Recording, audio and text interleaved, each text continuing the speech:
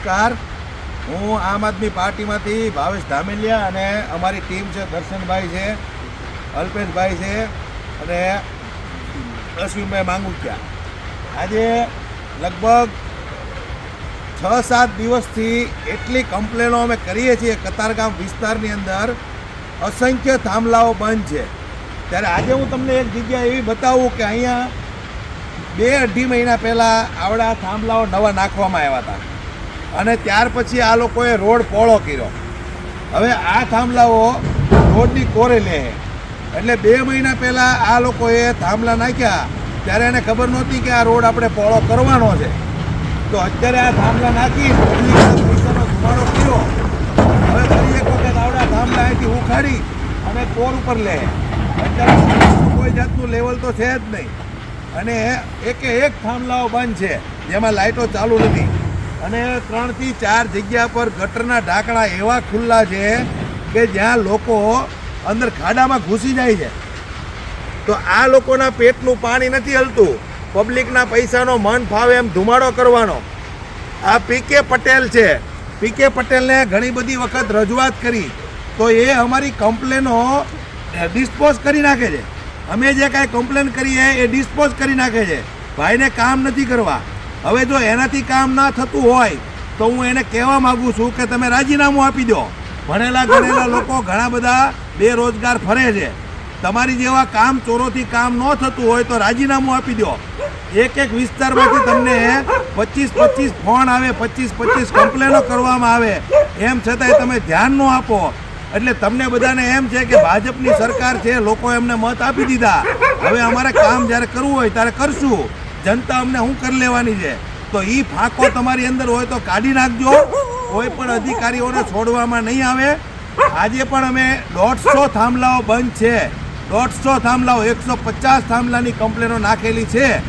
અને જો તમારી અંદર તેવડ હોય ને તો આ બધી કમ્પ્લેનનું સોલ્યુશન લાવજો. તમે આ કમ્પ્લેનો ડિસ્પોઝ કરી નાખો છો. પીકે પટેલને હું ખાસ કહું છું, એક વખત તમે આ રોડ ઉપર આંટો મારો. અડધો રોડ થોડોક બનેલો છે, અડધો રોડ કાચો છે.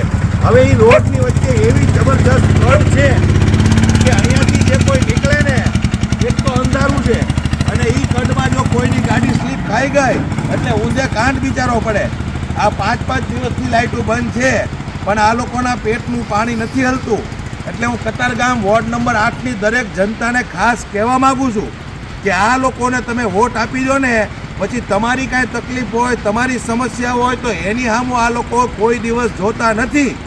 આ તો અમે લોકો થોડા મજબૂતાઈથી લડીને વારંવાર કમ્પ્લેન કરીએ એટલે 2-5 થાંભલાની લાઇટો ચાલુ કરી દે એટલે એને એમ થઈ જાય કે અમે તો બહુ મોટું કામ કરી નાખ્યું.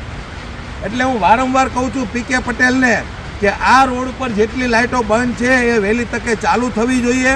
અને અત્યારે જે તમે પબ્લિકના પૈસાનો ધુમાડો કરો છો, આ થાંભલાઓ અત્યારે તમે વચ્ચોવચ્ચ નાખ્યા, હવે રોડ પહોળો કર્યો, આ તમારા બુદ્ધિનું પ્રદર્શન કરો તમે બધા. તો તમને એટલી ભાન નથી કે આપણે અહીંયા રોડ પહોળો કરવાનો છે તો થાંભલા આપણે અગાઉથી આપણે જોઈ વિચારીને નાખીએ.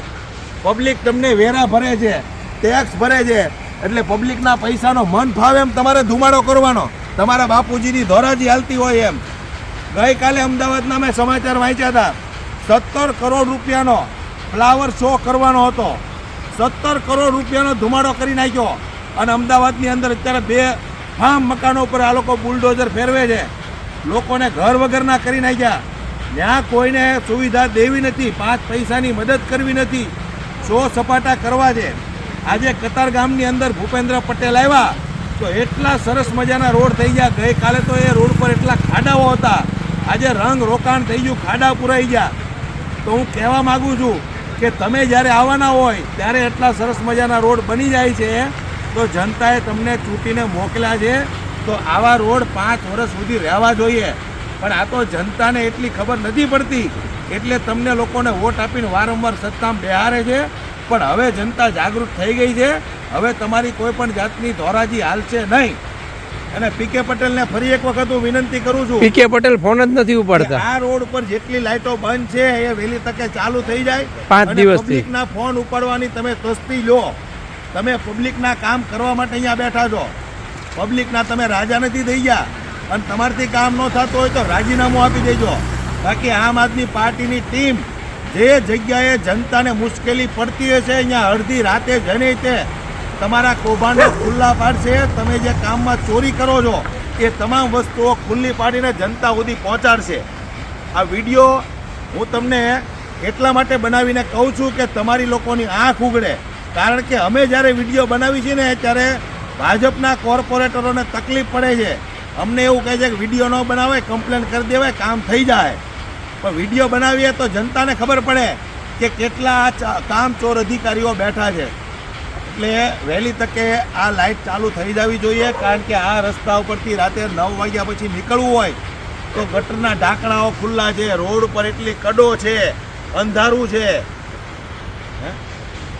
અને આ એક એવો વિસ્તાર છે કે અહીંયા જો ભૂલથી પણ કોઈ દીકરી નીકળી તો અમે તો આ વિસ્તારની અંદરથી લગભગ 15 વર્ષથી નીકળીએ છીએ.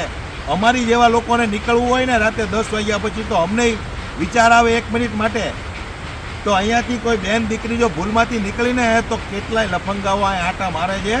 અડધી રાતે ગમે એના ગળા કપાઈ જાય, ચેન ચોરાઈ જાય, પાકીટ ચોરાઈ જાય, મોબાઈલ ચોરાઈ જાય. એટલે વહેલી તકે આ લાઇટ ચાલુ કરો અને રોડનું કામ જે અત્યારે તમે ગોકુળ ગાયની જેમ ધીમે ધીમે કરો છો એ કામ જરા ફટાફટ કરો. કારણ કે જનતાને ખૂબ તકલીફ પડે છે. ઇન્ડસ્ટ્રીયલ છે, લોકોને અહીંયાથી રોજ સવારે જવાનું હોય, સાંજે ઘરે આવવાનું હોય. તમે તમારી ધોરાજી આંખો એમ હવે નહીં હાલે. એટલે વહેલી તકે આ પીકે પટેલને ફરીવાર હું નિવેદન કરું છું કે આ લાઇટો જેટલી બંધ છે ને એ વહેલી તકે ચાલુ કરે.